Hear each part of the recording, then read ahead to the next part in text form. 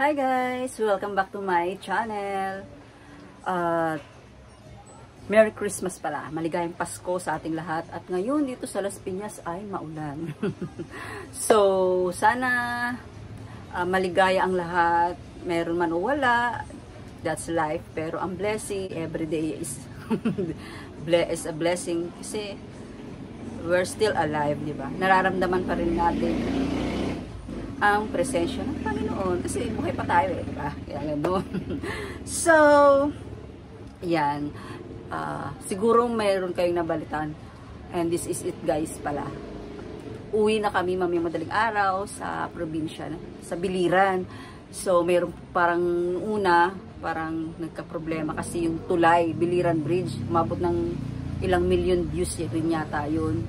Parang nabalita pa siya sa 24 oras. So, papakita ko yung video. Kung napapansin niyo guys, yung bridge, Biliran Bridge, ay umaalon-alon. Ayan siya oh. Hindi siya passable. Pinahinto muna ang mga sasakyan.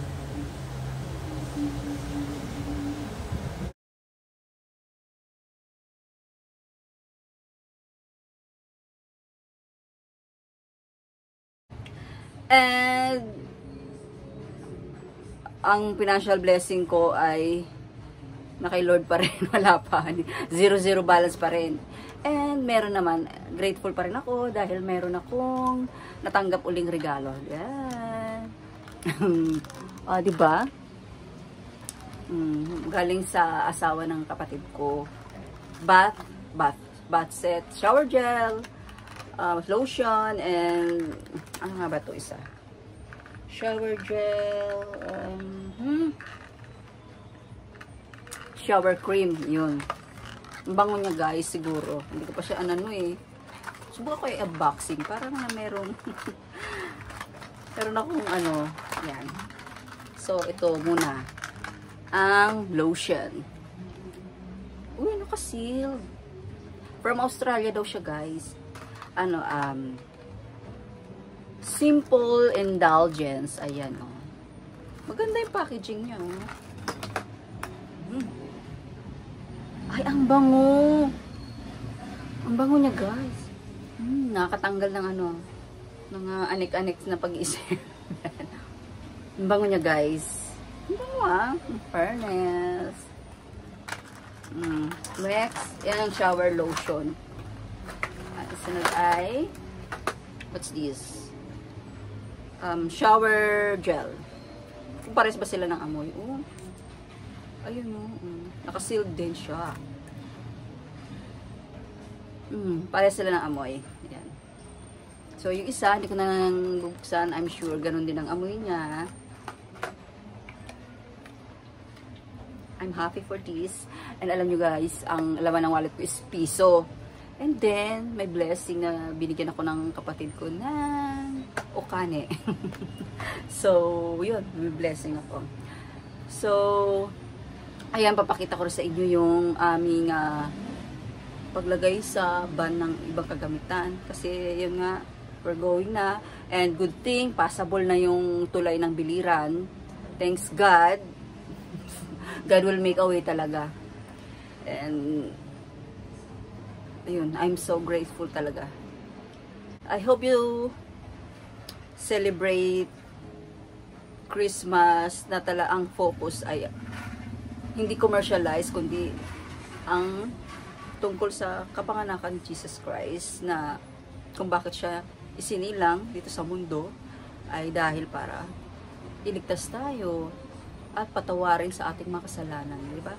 Ngayon, John 3:16, for God so loved the world that He gave His only begotten Son, that whoever believe in Him should not perish, but have everlasting life. Yun yung kung bakit siya pinadala dito. Diba? Para tayo magkaroon ng buhay na walang hanggan. So, maliit lang yun. Merry Christmas everyone! Bye! Enjoy po kayo at kami naman ay magbabiyahe na. Hi guys, it's raining. This is it.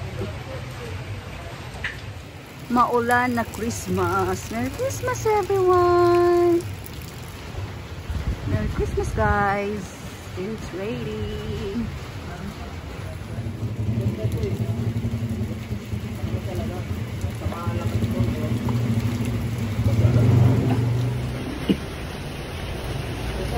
Case number 6 ito. Ito ng murder case. Ala, nakunan kayo ng ano. Sige, matagal na kami. Kasya kaya kami dito. Ayan, guys, oh. Hindi pa namin naayos yung aming uupuan. Ayan siya.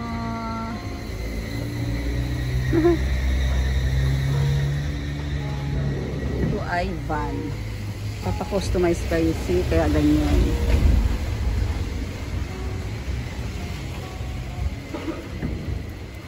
That's it. That's it for today video, guys. Ayan. Please give it a thumbs up. At Merry Christmas. God bless everyone. Update ko na lang po kayo sa aking magiging live. Hindi, 1 week lang naman po kami doon. Bye everyone. And God bless.